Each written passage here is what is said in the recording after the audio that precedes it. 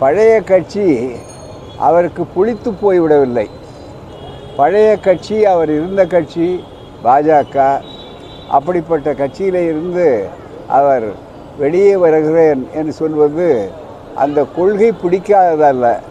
அந்த கொள்கைக்கு மறு உருவமாக ஒரு மாயமானாக ஆர்எஸ்எஸ்ஸால் அவர் அனுப்பப்பட்டு தமிழ்நாட்டை என்ன செய்தாலும் தங்களால் பிடிக்க முடியவில்லை, கால் ஊன்ற முடியவில்லை என்பதற்காக அண்ணாமலை ஒரு புதிய அவதாரம் எடுத்திருக்கிறார். அவர் அவ்வப்போது சட்டையால் அடித்து கொள்வார், திடீரென்று விவசாயத்தை பார்க்கிறேன் என்று சொல்வார், திடீரென்று அரசியலை ஒதுக்கிவிட்டேன்னு சொல்வார். இப்படி பல நிலைப்பாடுகளை எடுத்திருக்கிறார். எந்த நிலைப்பாட்டிலும் அவர் உறுதியாக இருந்ததில்லை.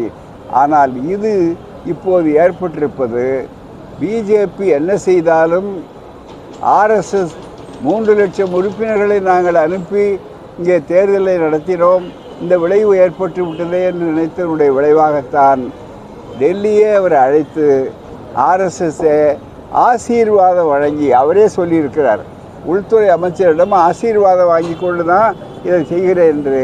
எனவே தான் அவரால் அனுப்பப்பட்ட ஒரு மாயமான் மக்களை அல்லது இளைஞர்களெல்லாம் வேறு பக்கம் இல்லாமல் அவர்களை நான் கொண்டிருக்கிறேன் என்று. இதுவரையில் அவர் கொள்கை என்னவென்று சொல்லவில்லை, கட்சிக்கு என்ன பெயர் என்று சொல்லவில்லை.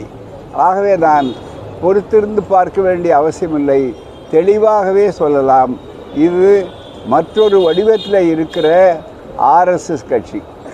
பிஜேபிக்கு செல்வாக்கு தேய்ந்து விட்டது என்பதற்காக அதே சரக்கு லேபிள் மாறி இருக்கிறது, அவ்வளோதானே தவிர புதிய லேபிளை ஒட்டலாம் என்று நினைக்கிறார்.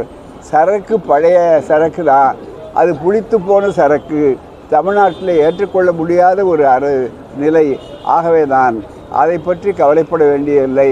அது எவ்வளோ வேகமாக வந்ததோ அவ்வளோ வேகமாக இன்றைக்கு ஊடகத்தினுடைய தயவுனால் 2 மணி நேரத்தில் 12 லட்சம் பேர் சேர்ந்தார்கள் என்று சொன்னார்கள். யார் சேர்ந்தார்கள்?